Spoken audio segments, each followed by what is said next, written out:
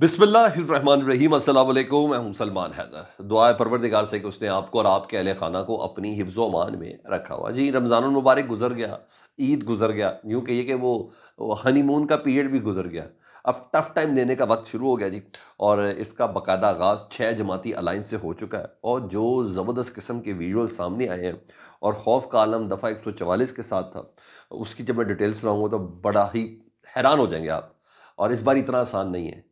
ये टेढ़ी उँगली से घी नहीं निकल सकता। पहले सिर्फ़ पाकिस्तान तहरीक-ए-इंसाफ थी, अब 5 जमातें हैं। मौलाना साहब की क्या पोज़ीशन है, इससे मुतल्लिक़ भी आगे चल के मैं आपसे बात करूँगा।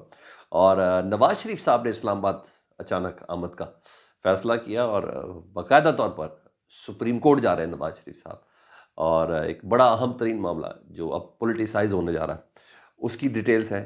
पीपल्स पार्टी इत्तेहादी है लेकिन मानती नहीं, और उन्होंने कहा है कि जी 17 वज़ारतें, वफाक से 17 वज़ारतें लेके हमें दें।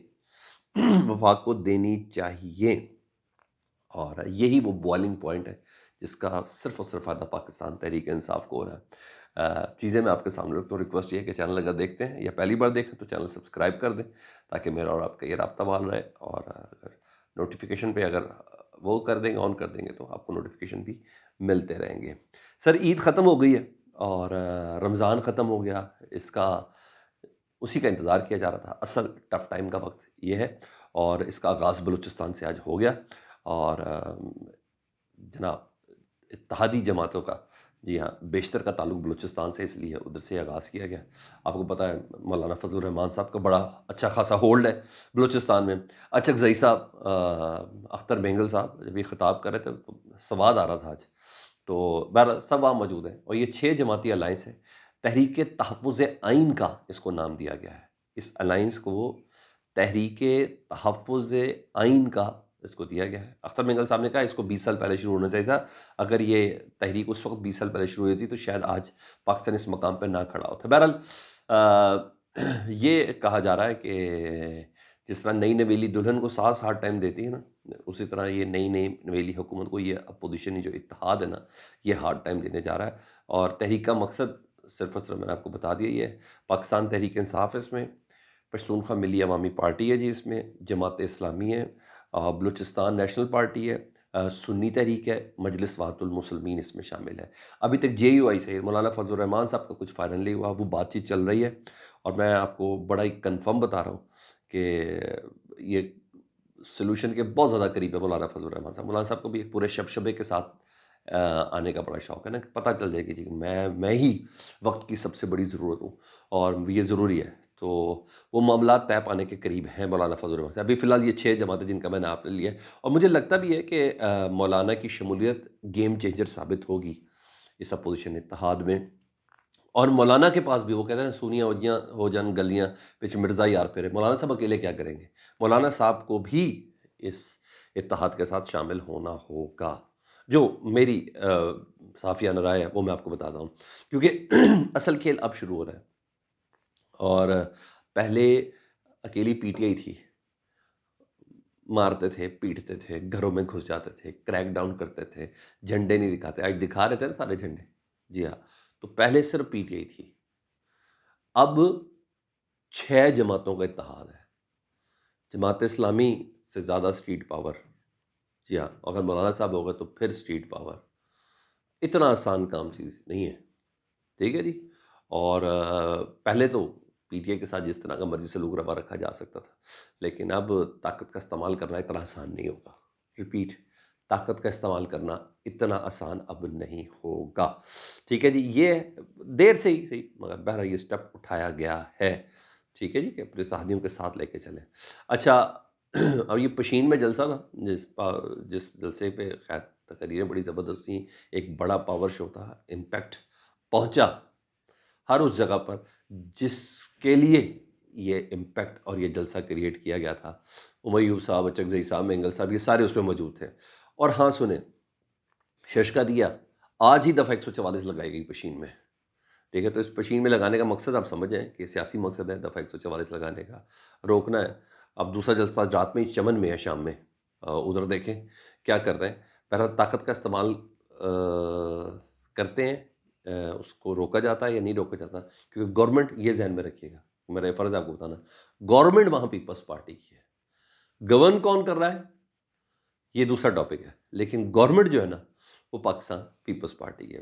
ادھر پیپلز پارٹی سے بات کروں تو وہ ابھی حکومت کو نا بلیک میل ہی کر رہی ہے، اور پھوٹ کسی وقت بھی پڑ سکتی ہے. میں نے آپ کو بتایا کہ اس پھوٹ کا جو فائدہ نا نون لیگ اور پیپلز پارٹی صرف اور صرف پاکستان تحریک انصاف کو ہونا ہے، اور نون لیگ اور پیپلز پارٹی میں ہوگی لڑائی.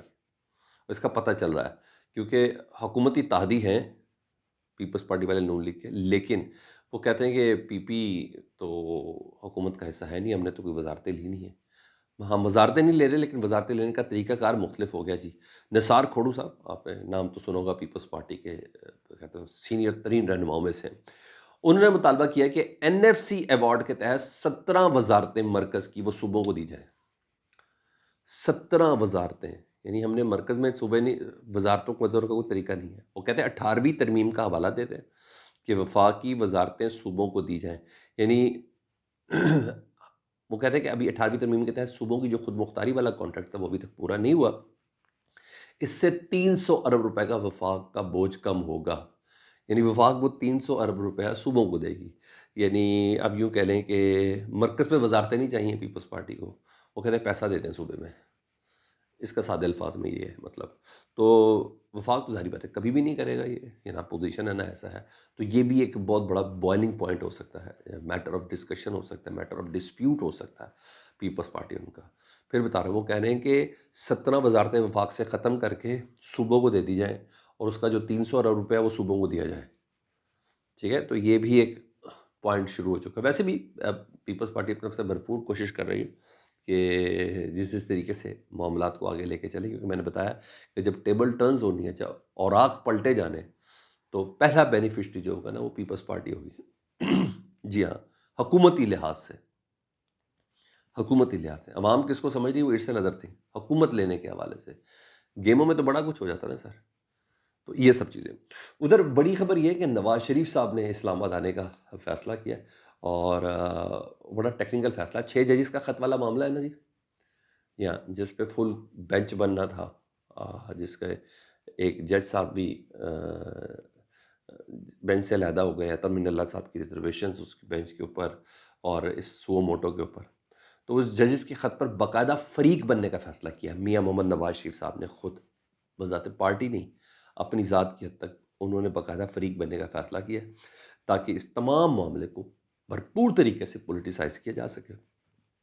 وہ یہ کہے گی جی یہ میرے ساتھ جو ہوا، اس وقت بھی ججز دباؤ میں تھے، ان پر بھی دباؤ ڈالا گیا تھا. اس وقت کی بھی پروب کریں کس نے دباؤ ڈالا تھا.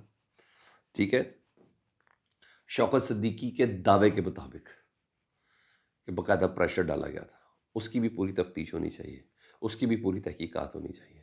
مطلب وہ یہ کہیں گے کہ تحقیقات سے پتہ چلے کہ میرے معاملے میں ججز کہاں تھے، اس وقت یہ آواز کیوں نہیں بلند کی، اس وقت کیوں نہیں ہوا. یعنی وہ تھوڑا سا جوڈیشری کو ہی رکھیں گے کہ جناب یہ جو ججز ہیں نا، یہ اس وقت کہاں تھے جب میرے ساتھ زیادتی ہو رہی تھی. حالانکہ میں تو میاں صاحب سے کہتا ہوں، میاں صاحب آپ خود کہاں تھے جب آپ کے ساتھ زیادتی ہو رہی تھی؟ آپ کیوں لندن چلے گئے تھے؟ مجھے کیوں نکالا، ریلی نکالی، اور اس کے بعد میں اس ریلی میں آپ کے ساتھ تھا، میں نے سب چیزیں ایک ایک پوائنٹ پہ آپ کی تقریر بھی سنی تھی. لیکن بہرحال وہ سارے بیانیے دفن ہو گئے، مگر اسی بہانے اس وقت جج خاموش کیوں تھے. تو ظاہری بات ہے یہ معاملہ جتنا پولیٹیسائز ہوگا اتنا ہی جلدی ختم ہو جائے گا نا. نواز شریف صاحب بھی آ جائیں گے، باقی آ جائیں گے. بھائی ابھی وقت کی طرح سے دیکھو یہ کیا ہے، اسی کو اتنی زبردست قسم کا نشان عبرت بنا دو ان 6 ججز کے خط والے معاملے کو. اتنا زبردست بنا دو، جو لوگ بھی ایگزیکٹو کے جو بندے اس کے انوالو ہیں نہیں ہیں، جو کچھ بھی ہے، ایسا زبردست و تگڑا فیصلہ کر دیں کہ مستقبل میں فکر شروع ہو جائیں سارے.